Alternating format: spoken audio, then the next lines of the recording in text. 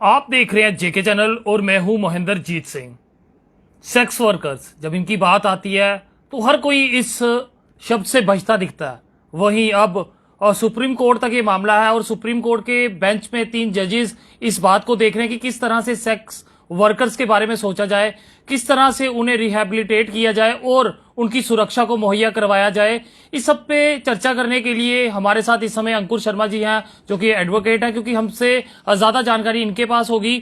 अंकुर जी, जिस तरह की बात चल रही है कि सेक्स वर्कर्स को रिहैबिलिटेट किया जाएगा, तरीका पूरा क्या रहेगा? क्योंकि एक बात फैली हुई है कि सेक्स वर्कर को एज अ प्रोफेशन देखा जा रहा है, तो इस बात में कितनी सच्चाई है और क्या कुछ अब तक की अपडेट्स है?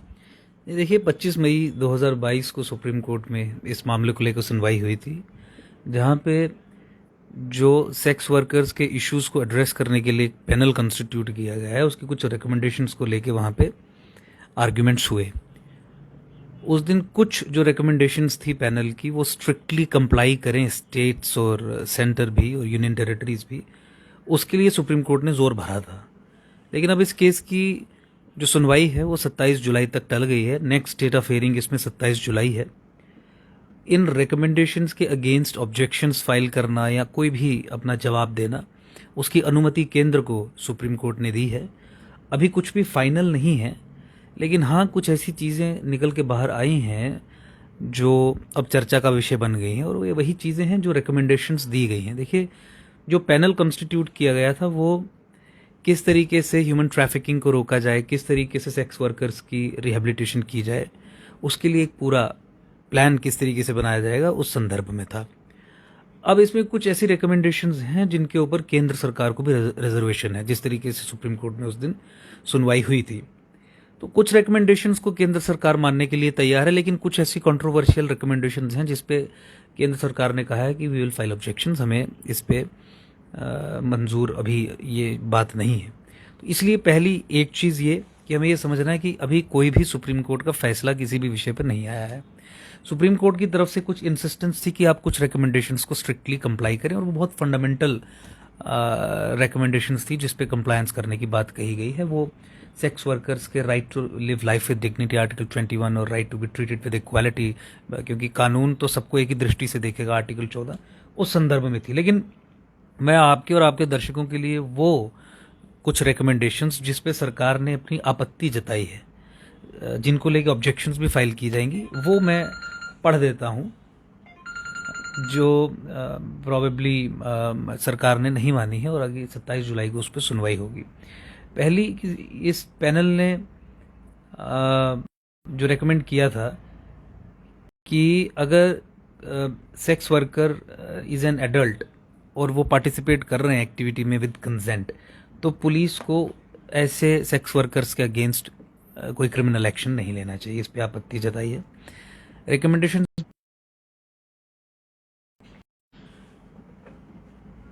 तो सुप्रीम तो इस पैनल की ये रिकमेंडेशन की ब्रॉथल चलाना एक अनलॉफुल एक्टिविटी है, तो आप उनके खिलाफ तो कार्रवाई कर सकते हैं, लेकिन उसमें जो सेक्स वर्कर्स होंगे उनके खिलाफ कोई क्रिमिनल एक्शन नहीं लेना है, उस पर भी आपत्ति जताई है।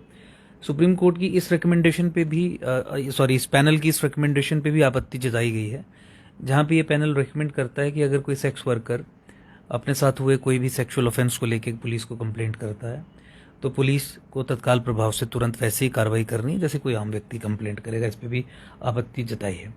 तीसरी जो रिकमेंडेशन जिस पे सरकार ने आपत्ति जताई है वो है, मैं पढ़ देता हूँ exact quote: The central government and the state governments must involve the sex workers and or their representatives in all decision-making processes, including planning, designing and implementing any policy or program for the sex workers or formulating any change or reform in the laws relating to sex work. तो यानी sex workers को लेके जो भी एक policy structure बनेगा या उनके संदर्भ में कोई भी बड़े बड़े डिसीजंस होने हैं, तो आपको उनके नुमाइंदों को भी उस प्रोसेस में शामिल करना है, यानी स्टेक होल्डर की तरह आपने ट्रीट करना है। और चौथी रिकमेंडेशन जिसको लेके आपत्ति केंद्र सरकार ने जताई है सुप्रीम कोर्ट में, यही है कि आप सेक्स वर्कर्स को उनके बच्चों से दूर नहीं करेंगे।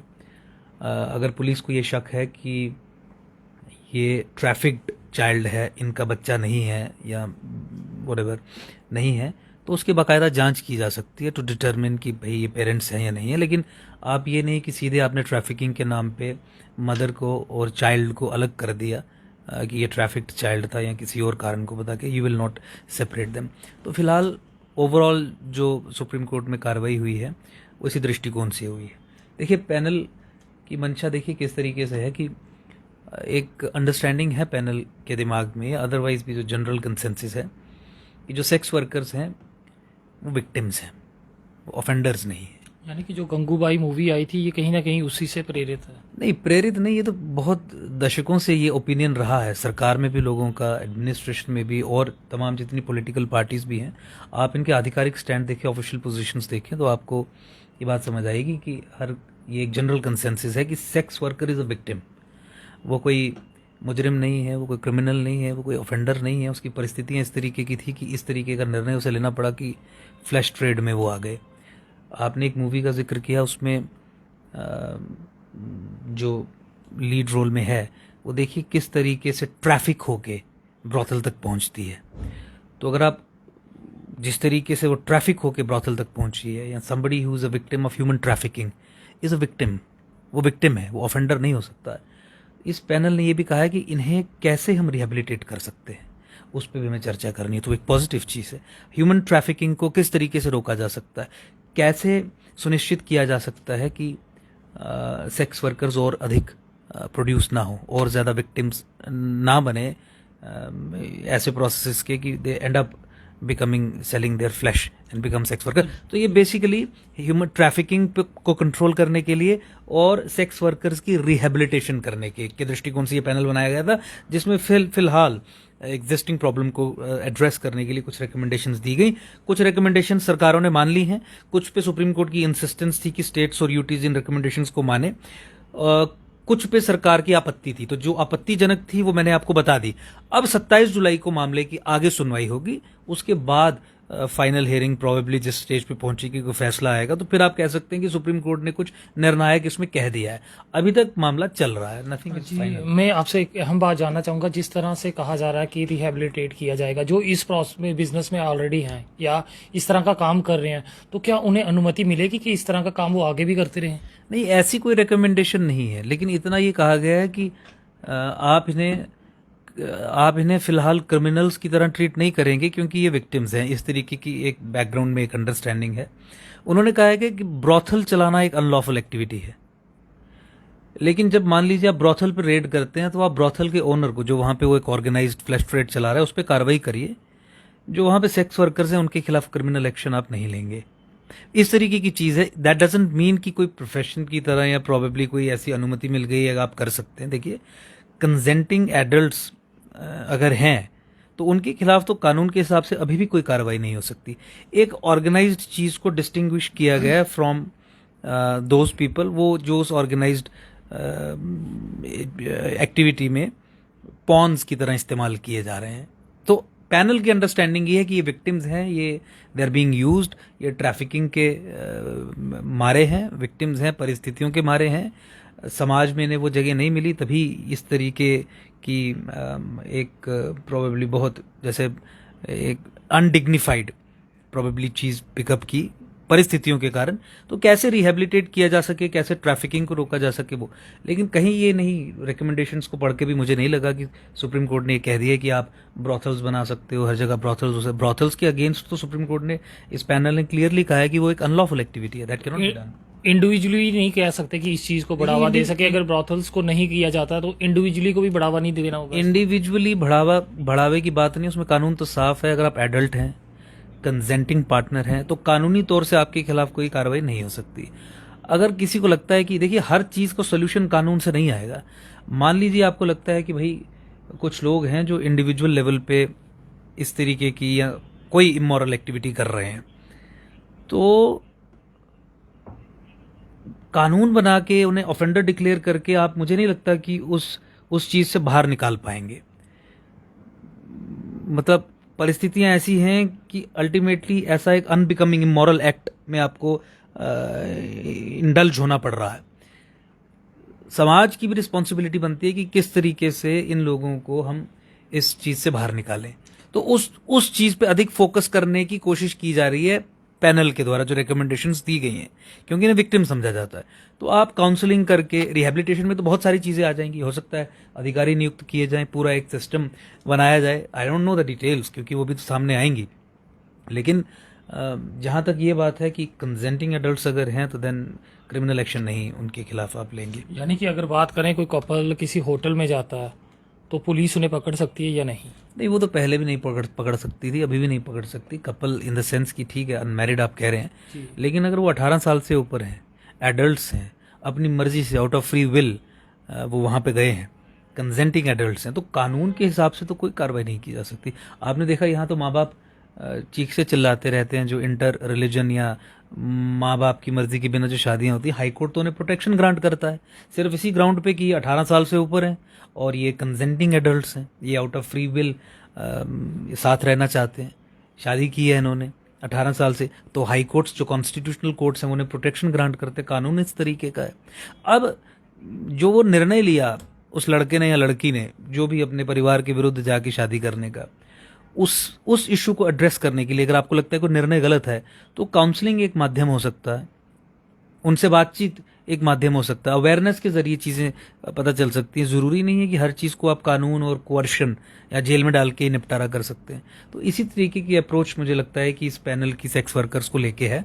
विक्टिम्स इन्हें समझा जाता है, that is the position, they are the victims, तो इनको रिहेबिलिटेट करना है, उसी दृष्टिकोण में ये चीजें हुई हैं। मुझे लगता है 27 जुलाई को तो थोड़ी यानी कि जिस तरह की बात अभी हर जगह की जा रही है कि as a profession sex workers को रखा जाएगा, कि ये भी एक प्रोफेशन होगा, इस तरह की कोई बात नहीं? नहीं, ऐसा तो कहीं नहीं आया। देखिए, मैंने आपके सामने ये सारी रिकमेंडेशंस भी पढ़ी, तो ऐसा तो कहीं रिपोर्टेड नहीं है।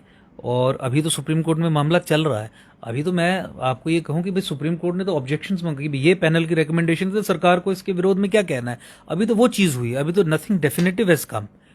तो प्रोफेशन की तो बात करना ही अभी यानी तो कि अगर सरल तौर पे बात करें तो सेक्स वर्कर को इक्वालिटी, उनका हक जो है, समाज में उनकी इज्जत हो, उसके ऊपर अभी बात चल रही है। इज्जत मतलब डिग्निफाइड कॉन्टेक्स्ट में वो कहते हैं कि देखिए, जब भी किसी मान लीजिए कहीं पर रेड हो जाए, या सपोज ये जो सेक्स वर्कर्स हैं, सेक्स वर्कर्स की एग्जिस्टेंस तो एक रियलिटी है ना, उसको तो कोई झुटला नहीं सकता है। मान लीजिए उन पे कोई अत्याचार हो जाए, उन पे कोई क्रिमिनल ऑफेंस हो जाए, उनके ऊपर कोई जो सेक्सुअल ऑफेंसेस जो आईपीसी में आरपीसी में हमारे कैटेगराइज्ड है कि ये सेक्सुअल ऑफेंसेस कॉन्स्टिट्यूट करेंगे, वैसी कोई चीज़ हो जाए, तो अभी तक ये है कि पुलिस कोई कार्रवाई नहीं करती, उनकी कंप्लेंट्स पे कोई कार्रवाई नहीं करेगी, उनके ऊपर हुए सेक्सुअल ऑफेंसेस को सेक्सुअल ऑफेंसेस ट्रीट नहीं करेगी। तो पैनल ने ये कहा है कि आप इन्हें सेक्सुअल ऑफेंसेस ट्रीट करिए, अगर कोई कंप्लेंट दी जाती है तो उन पे फास्ट एक्शन हो। नहीं, पहले तो एक्शन हो, फास्ट की तो बात दूर की है। जब आपकी एफआईआर ही नहीं दर्ज की जाएगी, आपके अगेंस्ट कोई क्राइम हुआ सिर्फ इसी ग्राउंड पे कि आप सेक्स वर्कर हैं, तो आपके अगेंस्ट, आपके कहने पे आपके अगेंस्ट सेक्सुअल ऑफेंस कुछ हुआ है, उस पर हम एफआईआर नहीं करेंगे, तो वो सुप्रीम कोर्ट ने कहा है कि वो एक सही चीज़ नहीं है, उसे आपको ठीक करना पड़ेगा। दूसरा, लाइफ विद डिग्निटी, यानी ये नहीं कि कभी भी मारा पीटा, उठाया, हैरेस किया, रेड की, अरेस्ट कर लिया, जेल में डाल दिया बिना कानून के, बिना किसी प्रावधान के, वैसा काम पुलिस नहीं करेगी। बराबरी का हक ठीक चीज़ों के लिए। देखिए, कानून की दृष्टि में सभी बराबर है, और आपके अगेंस्ट कोई ऑफेंस हो, आप कंप्लेंट दे, एफआईआर लगे, सेक्स वर्कर के अगेंस्ट कोई ऑफेंस हो, वो कंप्लेंट दे, एफआईआर ना लगे, तो उस पैनल को ये लगता है कि ये प्रोबेबली बराबरी की बात नहीं होगी। कानून को हर कैटेगरी के लोगों को, हर तरीके के लोगों को इक्वली ट्रीट करना है अंडर लॉ। तो इस तरीके की रिकमेंडेशन से ये कैसे प्ले आउट होगा, किस तरीके से चीज़, लेकिन जो एक बढ़िया चीज़ इसमें है, पॉजिटिव चीज़ इसमें यह है कि ट्रैफिकिंग को कैसे रोका जाए उसके ऊपर रिकमेंडेशंस, और रिहेबिलिटेशन कैसे की जाए। देखिए, सेक्स वर्कर्स की एग्जिस्टेंस को, अगर आपने एग्जिस्टेंस या मतलब ये सेक्स वर्कर्स को आपने अगर मेन स्ट्रीम में लाना है, खत्म करना है, सेक्स ट्रेड को आपने खत्म करना है, तो बिना रिहेबिलिटेशन के कैसे होगा, मुझे बताइए। जब तक आप एक रिहेबिलिटेशन पैकेज प्लस ट्रैफिकिंग पे लगाम, कि जिस प्रोसेस से वो सेक्स वर्कर्स बन रहे हैं उसे नहीं रोकेंगे, तब तक तो ये खत्म नहीं हो सकता। और जो सेक्स वर्कर्स बन गए हैं, अंडरस्टैंडिंग ये है कि वो विक्टिम्स हैं, तो अब विक्टिम्स के अगेंस्ट आप क्रिमिनल एक्शन लेके क्या उद्देश्य की प्राप्ति कर पाएंगे, मुझे बताइए। क्या आपके उद्देश्य की पूर्ति होगी? उद्देश्य की पूर्ति तो हम सभी चाहते हैं कि सभ्य समाज में इस तरीके की चीजें नहीं होनी चाहिए, अग्रीड, उसमें तो कोई दो राय नहीं है। लेकिन उसे वो कैसे सुनिश्चित करेंगे? जो उसका स्रोत है उसे बंद करके, प्लस जो एग्जिस्टिंग सेक्स वर्कर्स हैं उन्हें बाहर निकाल के और रिहेबिलिटेट करके तभी कर पाएंगे ना। क्रिमिनल एक्शन उस तरीके से तो नहीं हो पाएगा। या फिर रिहेबिलिटेशन बहुत जरूरी है। नहीं, रिहेबिलिटेशन के अलावा रिहेबिलिटेशन और ट्रैफिकिंग पे लगाम, यही दो तरीके हैं जिसके जरिए ये सेक्स ट्रेड से बिल्कुल हमें मुक्ति मिल सकती है। बिल्कुल मुक्त होना चाहिए भारत, हर एक होना, कोई ब्रॉथल नहीं होना चाहिए, कोई इस तरीके के सेक्स ट्रेड में इन्वॉल्व नहीं होना चाहिए। ये उद्देश्य, ये परम उद्देश्य यही है। लेकिन इसकी पूर्ति के लिए तरीका क्या होगा? भाई मान लीजिए आप किसी 10 लोगों को आइडेंटिफाई करते हैं और जिनकी सुसाइडल टेंडेंसीज हैं, तो अब सुसाइड आपने करने की, attempt to suicide is a crime, इस तरीके से देखिए। तो अगर आपने उस व्यक्ति से सुसाइड नहीं करवाना है तो आप उसे काउंसल करेंगे, आप उसे जेल में डालेंगे। मान लीजिए किसी ने सुसाइड अटेम्प्ट किया और वो बच गया, तो जिन परिस्थितियों के कारण उसने सुसाइड अटेम्प्ट किया, उन परिस्थितियों को दूर करने की कोशिश करेंगे, उस पर एफआईआर लगा के जेल में डाल के फिर आप ये कहेंगे कि अब ये सुसाइड नहीं करेगा क्योंकि मैंने इसे सजा दिलवा दी है 6 महीने की। तो 6 महीने आने के बाद पहला काम सुसाइड करने का ही करेगा। इसलिए सेक्स वर्कर्स को भी जब तक रिहेबिलिटेट नहीं किया जाता, ट्रैफिकिंग पे लगाम नहीं लगाई जाती, इस चीज़ को मुझे नहीं लगता कि रोका जा सकेगा। और आपने देखा गंगूबाई काठियावाड़ी की आपने बात की, तो गंगूबाई काठियावाड़ी जिस तरीके से अपने घर से उठवा के उस ब्रॉथल में फेंकवा दी गई थी, तो आप उस स्टेज तक अगर चीज़ों को देखें तो वो तो विक्टिम ही थी, विक्टिमाइज ही हुई ना, किसी जानने पहचानने वाले ने धोखाधड़ी से बेच दिया। ये तो रियलिटी है, लड़कियों को बेचा जाता है ना ब्रॉथल्स में। तो जो बिक गई या किसी और परिस्थिति से, तो वो तो उसे तो विक्टिम ही ट्रीट करेंगे। What would you treat her? बहुत बहुत शुक्रिया अंकुर जी हमसे बात करने के लिए। तो आपको बता दूं कि सेक्स वर्कर को लेके हर बार चुप्पी साधी जा रही थी, मगर वहीं अब उन्हें रिहेबिलिटेट और उनकी ट्रैफिकिंग को रोकने के लिए एक बड़ा फैसला जल्दी आ जाएगा। इन सब पे चर्चा करने के लिए इस समय हमारे साथ अंकुर शर्मा जी थे। आप इनकी राय से कितना सहमत हैं और आपके अपने राय इस पूरे मुद्दे पे क्या है, जरूर कमेंट सेक्शन में साझा कीजिएगा। फिलहाल देखते रहें जेके चैनल। मुझे मोहिंदर जीत सिंह और मेरे कैमरा पर्सन सुरजीत कुमार को दीजिए इजाजत। मगर जाते जाते अंकुर शर्मा जी जरूर एक चीज मैं बता दूं, मैंने राय इसमें अपनी पूरी तरीके से व्यक्त नहीं की, क्योंकि आज पैनल की रिकमेंडेशंस और गवर्नमेंट के स्टैंड की बात हो रही थी। तमाम बातें जो मैंने की हैं वो पैनल रिकमेंडेशंस हैं, वो चीजें हैं जो जनरल कंसेंसस हैं इन इश्यूज को लेकर। जैसे मैंने कहा कि सेक्स वर्कर को लेके जनरल कंसेंसस है कि ये विक्टिम है। आपने अपनी राय ये भी रखी है कि आप चाहते हैं कि पूरे भारत से ये चीज खत्म भी हो। मैं ये मेरी राय ये है कि सेक्स वर्क, ब्रॉथल्स ये बिल्कुल खत्म होने चाहिए। ये कोई सही चीज नहीं है, एक सभ्य समाज के लिए भी सही चीज नहीं है। लेकिन सभ्य समाज के लिए किस तरीके से सही चीज नहीं है कि ऐसी परिस्थितियां समाज में नहीं होनी चाहिए कि समाज के कुछ लोगों को अपने जिस्म को बेच के अपना पेट भरना पड़े। मैं उस कॉन्टेक्स्ट में कह रहा हूं कि तो इसलिए इनकी रिहेबिलिटेशन होनी चाहिए और ट्रैफिकिंग पे भी लगाम लगनी चाहिए। तो देखते रहें जेके चैनल।